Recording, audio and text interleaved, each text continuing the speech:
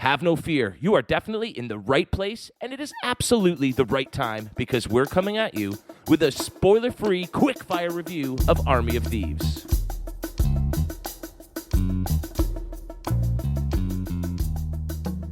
Joining me today is my escape driver, master hacker, and safe cracker all rolled into one. It's Justin. What up, J-Law? Wow, jack of all trades. I love that. Thank you for that introduction. I am doing well. I'm excited to talk about this movie, a movie that no one asked for, but you know what? It was absolutely fun. I was actually pleasantly surprised. So, and I think just like an action film, it is only working together that we can pull off that which needs the pulling off. So without further ado, let's get right into it. After charming audiences as the wisecracking hero Dieter in Zack Snyder's zombie blockbuster Army of the Dead, Matthias Schweighöfer takes center stage in the film's prequel, which he also directs. Ditching the undead, Army of Thieves puts a modern spin on classic heist films with European flair and an unlikely love story. Army of Thieves chronicles the harrowing adventures that transform Dieter from a sheepish German bank teller named Sebastian into the badass safecracker who becomes a fan-favorite character in Army of the Dead. The film will be available on Netflix on Friday, October 29th. As always, a huge thanks to Netflix for the early access so we could let you know whether you should check this out or avoid it like a zombie apocalypse. Now, if I remember correctly, our favorite part collectively of Army of the Dead, and maybe it was the only thing we liked, was the Dieter character. Yeah. But in that movie, I found any of the heist aspect, especially his safecracking, really underwhelming. Whereas this, it was so much better. It definitely takes center stage. So for me, just to start things off, I thought the heist element of this was so much more improved over Army of the Dead. Yeah, the heist part was properly executed. This was more of a heist movie than Army of the Dead was, and I think it was trying to be a heist movie. This was full-fledged. Dieter, I liked how they really pulled out of him more of an appreciation for the art of the locksmith. Like, we saw that in Army of the Dead, but in this movie... But only kind of. Yeah, we really get a full-fledged appreciation for that, and I liked it. He was still... absolutely hilarious, and he commanded the screen. I thought he was charmingly delightful, if you will. That's a Nate thing to say. But I enjoyed his presence on screen. Like there, he was known for shrieking like a little girl in Army of the Dead when things happen, and there was a couple times in this movie when that happened, and I was like laugh out loud. So you know what, anchoring it with him.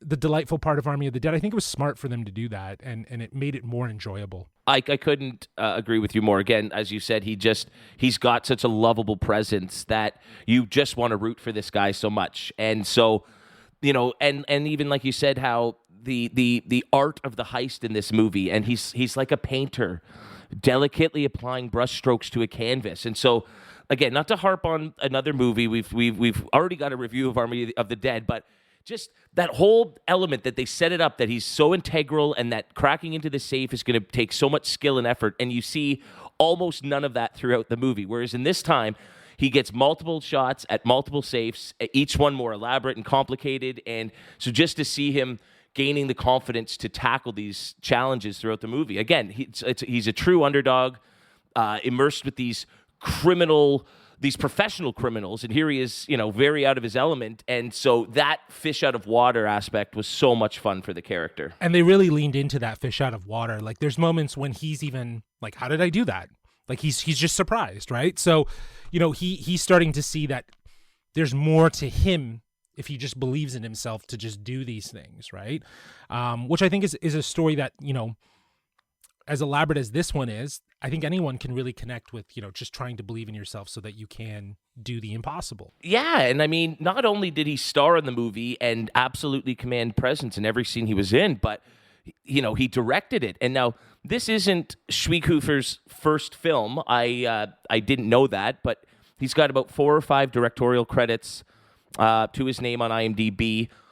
They're all obviously foreign films that we just wouldn't have the chance to see over here, but I thought he brought a real flash and pizzazz to his work. I mean, he looked like a seasoned pro in terms of the action.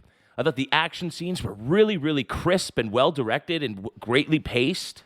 Well, I think it also helps that you have Zack Snyder producing this, right? Like, I think that that's going to play a huge influence in terms of just that mentorship on set, and even just that opinion as a producer, that just to have that in the ears. 100% a director has their hands all on everything, but I think some things that they might not necessarily have so much of a grasp on will be left to others. I could see that being the case here, but I could also see him being ambitious and wanting to really get in there, considering the fact that he is in some cases performing some of these stunts. It might be hard to be in two places at once, so you might have your second director or, someone else kind of lead the charge in terms of making sure that's executed, but knowing what needs to be captured as a director. And I could definitely see some of those action shots being relegated to more of a B unit. And so maybe that is the case where he focused on more of the character-centric shots, and they brought in somebody who just was the chase scenes were exhilarating. Like, yep. I was worried. Yeah, the action characters. was top tier. I totally agree. I think it fit well, and in some ways that is the continuity to Army of the Dead as well, right? On top of obviously the character, the world, the zombie apocalypse, everything that's in there.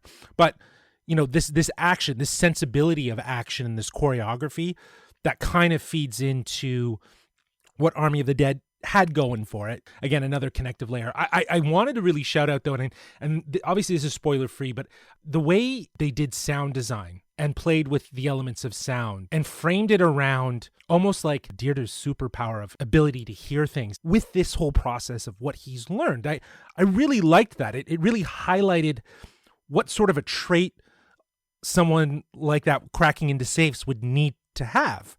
So I loved how they really kind of played with that throughout the movie, where they're layering in sounds, and you yourself are like, did you hear it? Did you hear that? Did you catch that? So you're very much in the same place as Deirdre. And these really subtle sounds that he's relying on are almost very juxtaposed with loud crash bang action that's going on at the same time, and so it really does create a really cool back and forth of this loud in your face and then very, very quiet, subdued, and you're almost leaning in trying to hear the clicks of the safe with him. Another huge shout out, I thought, Nathalie Emmanuel. I'm most familiar with her obviously from Game of Thrones.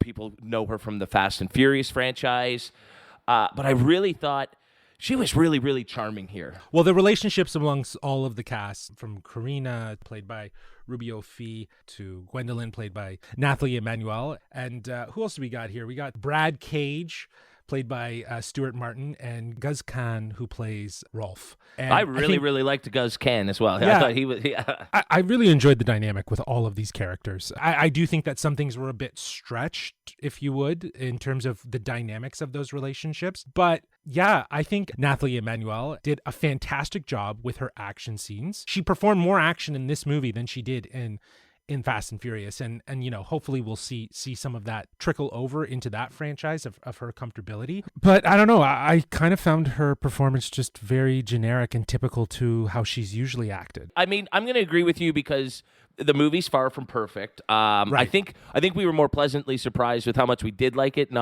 We weren't going into this expecting one of our favorite movies of the year or anything. So our expectations were pretty low, and so the fact that it met that was really nice. But again, not everything did work in the film. And you mentioned some character relationships. I think there were just even some characters in the movie that, while I think you were supposed to dislike them, it was all in like the wrong kind of way. In wrestling, we call it go away heat. Whereas, a heel or a bad guy, you're supposed to want to root against them because they're so good at being a bad guy. Whereas in this movie, some of the bad guys or your antagonists, you just wanted them to go away. It was like, get off my screen. I'm not having fun when you're on as much as I am when Matthias or Nathalie are on the screen and bringing a lot of fun chemistry. Right, I totally agree. I think the dynamic of the group was fairly interesting, but the surrounding characters were definitely lacking, and I think that really connects back to story. The story isn't, fantastic. It seems like things weren't necessarily flushed out, and things just sort of happened for convenience purposes, for the purpose of moving the story forward rather than there being any sort of connectivity to bigger points. Yeah, and I don't think it's a spoiler to say essentially they are trying to pull off a whole bunch of heists, and they just end up finding the perfect guy who has a knowledge, at least, of the safes that they are looking to crack into, and it's one stop after the next. It's a very convenient trip for them as they sort of work their way through their plan here. So, yeah, I would certainly say that there's a simplicity in the writing that didn't go unnoticed. Yeah, and it just didn't seem as plausible for something like this heist movie. And, like a heist movie, we won't give it away, but there is a twist. But that twist was very underwhelming. Yeah, it didn't pack that third act punch to sort of wrap everything up. Yeah, it's not like Ocean's 12 twist, right? Like Ocean's 12 wasn't really a great movie, but when you get to that twist, you're like, okay, right? You see him. I mean, dancing. that's what those Ocean's movies did better than most heist movies of the last 15, 20 years. Yeah. And so Yeah. anything does feel like a bit of a knockoff or a weaker version of, say, those movies, unless you're Nate and you didn't like those either. Yeah, for sure. But also, like, it's a trope. It's a trope of these heist movies where it's like a heist on itself, right? Like we've seen it even this past What If with the Star-Lord T'Challa episode. It had very much that sort of heist vibe, but then it was a heist on a heist sort of thing. Like there was another sort of thing that needed to be accomplished. So it's to be expected, but I don't know if that one landed as well. I feel like the main problem I had with this movie is just how conveniently placed everything was, and there didn't really seem to be that much of a challenge or a threat. Well, and perhaps, considering it's written by Zack Snyder, just like Army of the Dead, did he have an idea for one movie that he tried to split into two, perhaps, and therefore there just wasn't enough story or substance for two full-length movies, I'm just not sure. Well, that's the interesting question about this whole movie itself, is how does it fit into this whole Army of Dead idea? Because this is an offshoot, this is an offshoot of that world. It's a spin-off, if you will. It's a side story. And obviously, if you haven't seen Army of the Dead, we know what's going to happen with this character. So it's like, how far can they really go? I don't know if I'm just giving it away. But really, at the end of the day, this is just to breathe more life to that character that was in that movie. And it did a good job at that. But other than that, I don't really know what else can be done with this character or with this story. Because I think based on what they've shown us, we know that these events happen relatively early before Army of the Dead, right? So before the breakout has sort of a time obviously passes from the start of the breakout, which is going on here, to the point that we join them in Army of the Dead. Exactly. Certainly. Yeah, but exactly.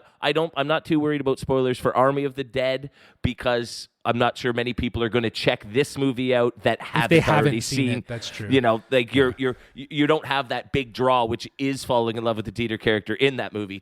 Well, that's true. That is 100% true, because that's why, and I think collectively, like you said at the top of the show, that's what drew us to wanting to watch this movie, right? He was the highlight from Army of the Dead. Army of the Dead was okay, but he was the highlight of it, and we're invested in seeing what this story is about and how it can breathe a little bit more life into his character. So this is an example of maybe a quick sort of story that Zack might have written that someone elaborated on into a screenplay and flushed out a lot of the details. Of course, we don't know. You're more than welcome to come on the show and explain to us. But I think if it is just an offshoot, if it's just a spin-off, we'll get other ones in other capacities outside of that, and who knows what that's going to look like. Interesting. But I think, honestly, the two of us were rather surprised with how much we enjoyed the movie, just given the is it really necessary sort of mind frame that we had going into it. But like any good heist, it's better to get finished and get gone before you get caught. So before the coppers show up to halt our well-laid plans, let's wrap this sucker up. Why don't we give our final thoughts on the movie, and we will rank it out of 5 ring cycles. I would say, to your point, Kevin, like how you mentioned already, the selling point for us was that Dieter was the highlight of Army of the Dead, which is why we checked this movie out. And we had pretty low standards. But coming out of this movie, I really feel like this movie was a stylishly done heist movie with, as you pointed out, European flair. And it kind of is charming because you really connect with Dieter's character and his sort of fish out of water mentality of being new to this world and learning more, and how his passion actually fed his inspiration to want to succeed and just what he was able to do. I like that they gave more life and breath to this side of Zack Snyder's zombie world and this character. And it's interesting to think about how they can do more spin-offs. But with that being said, with this movie alone, I feel like it did what it needed to do. I think if you go in, you'll have reasonable expectations. It doesn't have the greatest story, but it's charming and there's some really great performances. I'd give this a 3.5 out of 5 ring cycles. Yeah, we're like a team of bank robbers. We're on the same page here. Honestly, if you went into Army of the Dead hoping for a zombie movie with a heist element, you got a zombie movie, whether it was the type you wanted or not, but you didn't really get that heist movie that we were promised. And so this certainly delivers on that promise. And it really does, even if it were separate from that Army of the Dead universe that's been created, it gives you a great main character, a pretty fun team that he works with, and a pretty solid heist movie, even if the story's a little lacking. I think if this movie's done anything, I want to see Matthias Schweighöfer in a movie in a well-written comedy, because I think he just brings so much natural charm and charisma that even with dialogue that didn't quite meet my typical standards, he made it funny. And so imagine he got to work with some actually really funny dialogue. I think he'd be a star. I think he'd become a star over here in North America. And so again, if it's given me anything, it's hope that we get to see him in some meatier roles in the future. But yeah, really pleasantly surprised with the fun, quick, brisk pace of the movie. Kept me engaged for its 2-hour running time. And I'm pleasantly surprised. So I'm going to give this, very similar to you, I'm going to give it a 3.6 out of 5 ring cycles. And there you have it. Another quick-fire review is in the books. Thank you so much for tuning in wherever you listen to podcasts. If you haven't already, be sure to subscribe and leave us a glowing review. And maybe, just maybe, we'll tell you the secret location of a safe to crack for your very own. Well, probably not. But in the meantime, we want to know, were you hoping to revisit the Zack Snyder universe more than we were? And how does this film compare to Army of the Dead? You can let us know at wearegeekcentric@gmail.com, or if you're more of a new age computer hacker than an old school safecracker, hit us up on Twitter at GeekcentricYT and on Instagram at wearegeekcentric. And also, guys, just a reminder, as always, we have so much content. We've got our spoiler-free review for Edgar Wright's Last Night in Soho, as well as our spoiler-free review for Marvel's Eternals. Justin, everyone listening, I appreciate you. And until next time, keep it geeky.